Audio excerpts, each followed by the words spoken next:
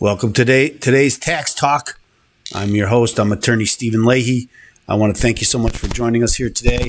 Do you see that from the today we're going to talk about the IRS Power Grab of 2021. They're always trying to grab power, but today it's worse than usual. So let's start the show.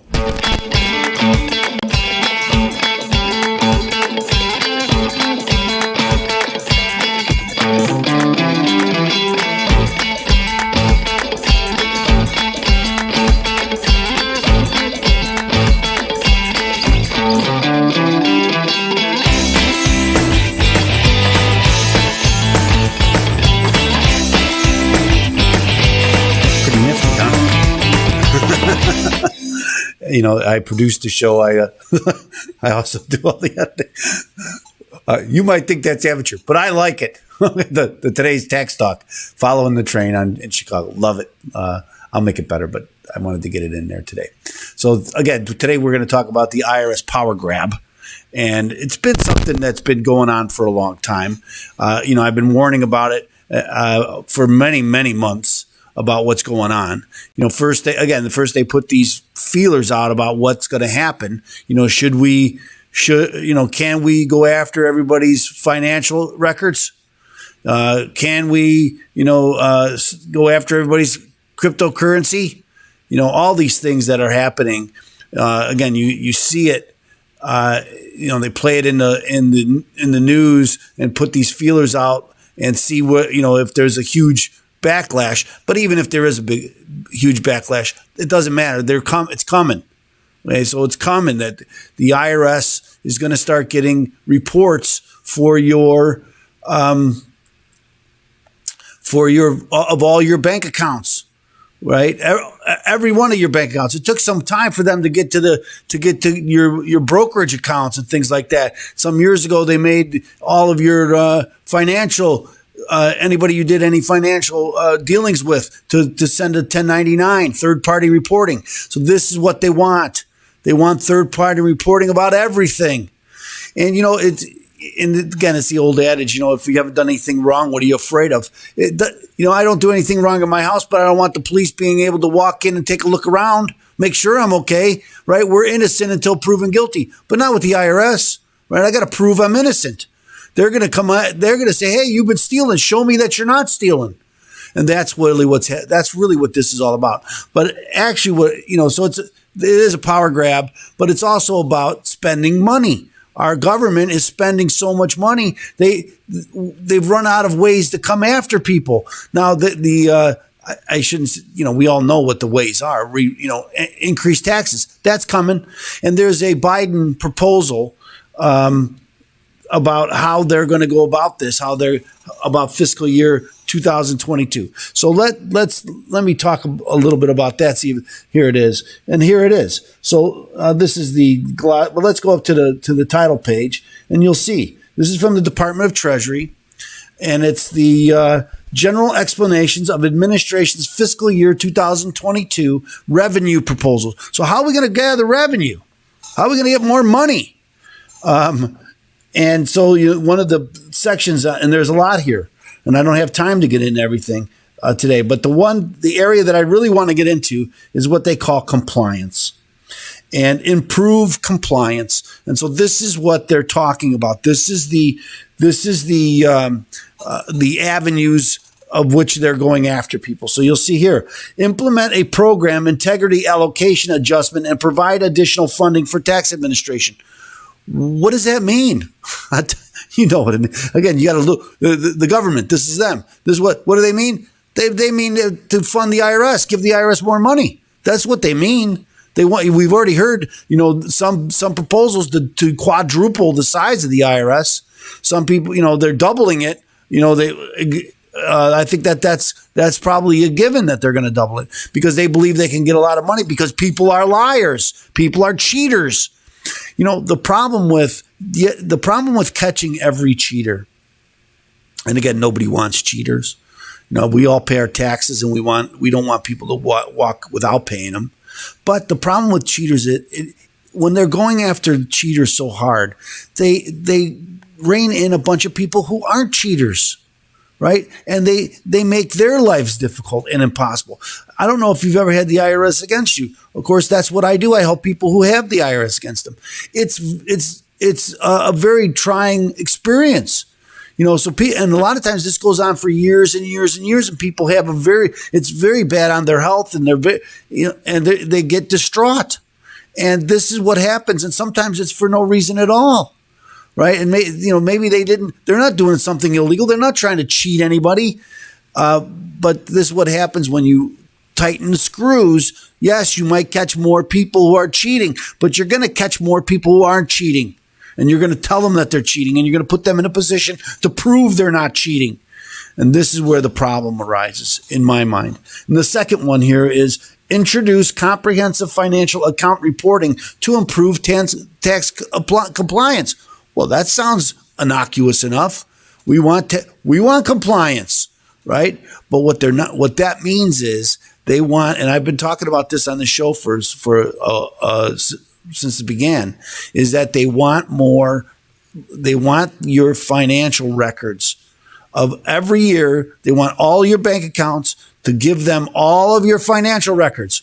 So any money that comes in, any money that goes out, they want to be able to sift through it and make sure that there's nothing there that you haven't reported, or by error or not error. But because you're being nefarious, or because you're being, or just being lazy, or just innocent, because the tax code is very difficult, and they can catch people doing things that they don't even mean to do. And then, we have to wait. Does the increased amount of scrutiny offset and what they're going to get, and the money they're going to collect, offset the harm that it does? And my contention is that it does not. It does not. So let's go down. This is down there, page 88. So let me see if I can get there quickly.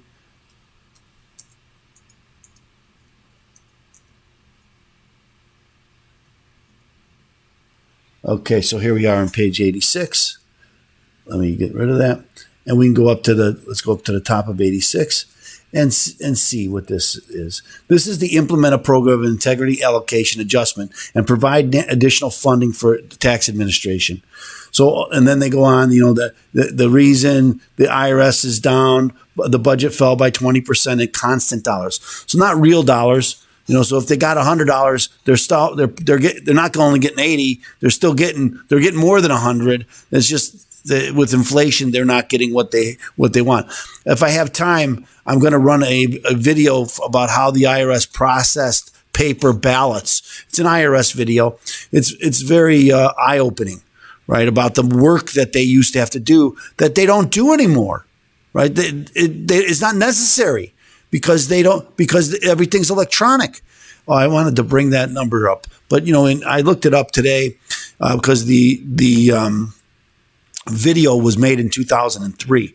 At that time, and I was surprised to find that about 40% of tax returns in 2003 were done electronically. I thought it was going to be lower, but it was about 40%. But last year, it was like 94%, 95% of all tax returns were done electronically.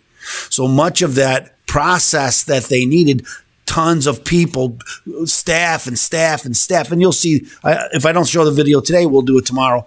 But the video is pretty eye-opening about how much work they used to do, and now they don't have to do that work. Well, does that mean that they should have a lower budget because they don't need as many people? They don't need they only need a fraction of the people they used to use. And so that should be a big part of their budget and should be able to save a bunch.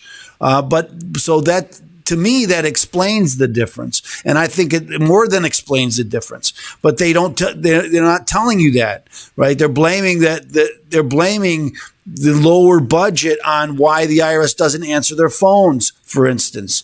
And again, my contention is they don't answer their phones because you notice that. And they allocate funds somewhere else. And if they all answered everybody's phones, then you wouldn't see you wouldn't be complaining to your congressman, hey, they're not answering my phones. Let's give them more money. And that's really that's what they're asking for. They need more money. So the administration proposes a multi-year adjustment to the discretionary spending allocation for the IRS enforcement and operation support accounts. The total adjustment would be about $6.7 billion over the budget window. The proposed allocation adjustment for 22 would be fund $417 million in enforcement and compliance initiatives and investments above current levels of activity.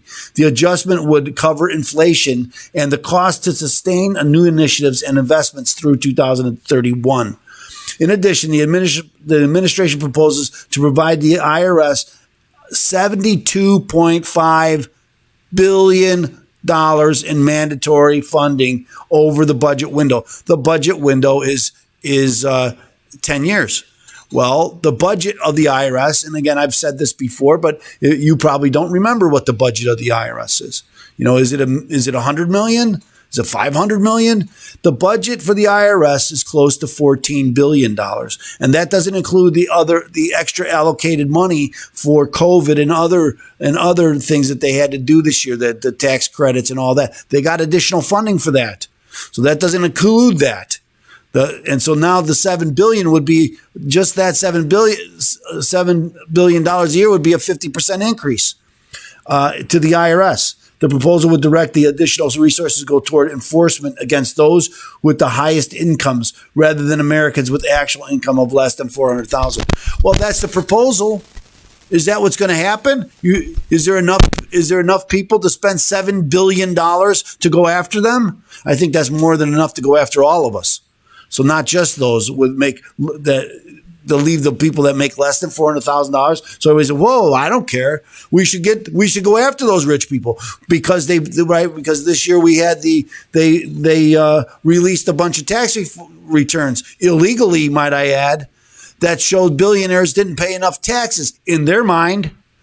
Okay, but nobody said that they weren't following the law. Nobody ever alleged that they were tax cheats. They just showed you what their assets were and then what they paid. And again, I think I said this yesterday. We don't pay taxes on assets yet. That's what they want, though, right? Because then they can get more money. And so without even changing anything, they just changing how they define what's taxable income. Now that they get more money. Right. And that's really what this is about. And so the next section, I just want to talk about this next section also. Introduce a comprehensive financial account reporting to improve tax compliance. Well, that seems reasonable, but let's read what it really means. Business income is subject to limited information reporting. Current information reporting of gross receipts exists for only certain types of revenue. And there is no information reporting on total deductible expenses.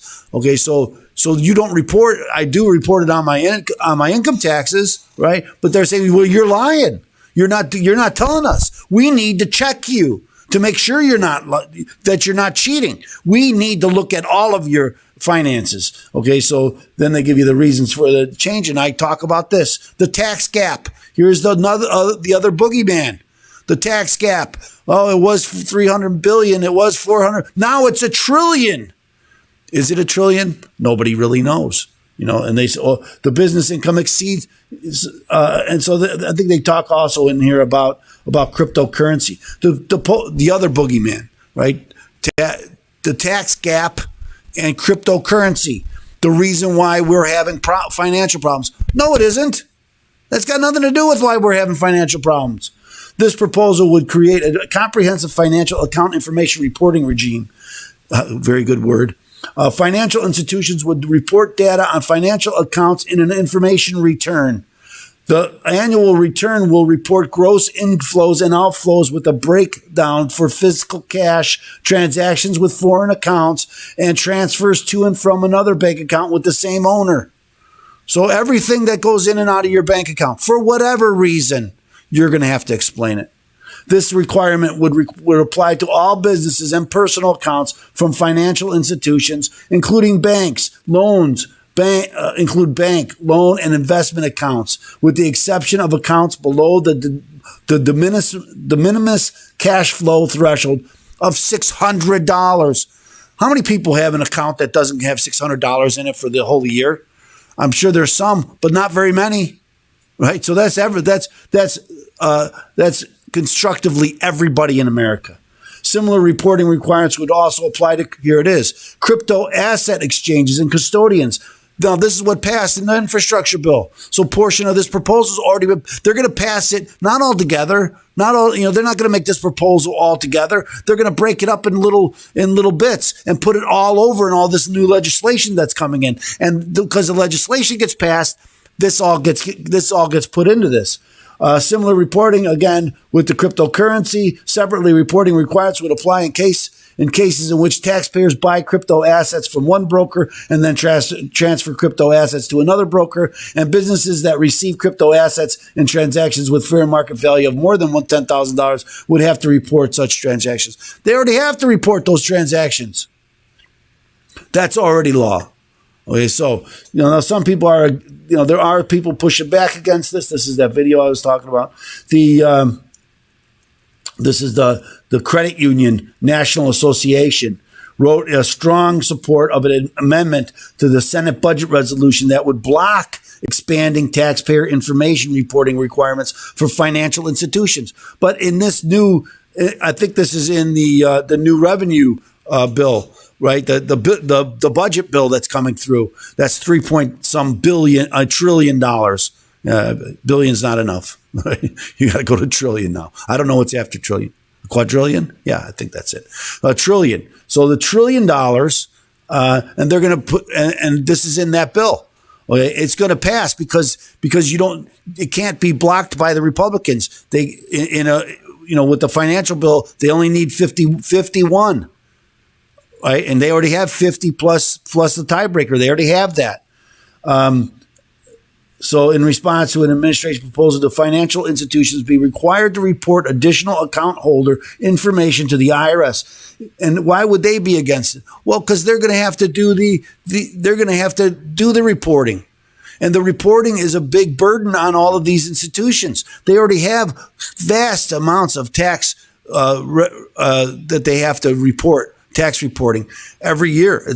And think about this now. Every one of my accounts in my bank, I need to prepare a report for and send to the IRS.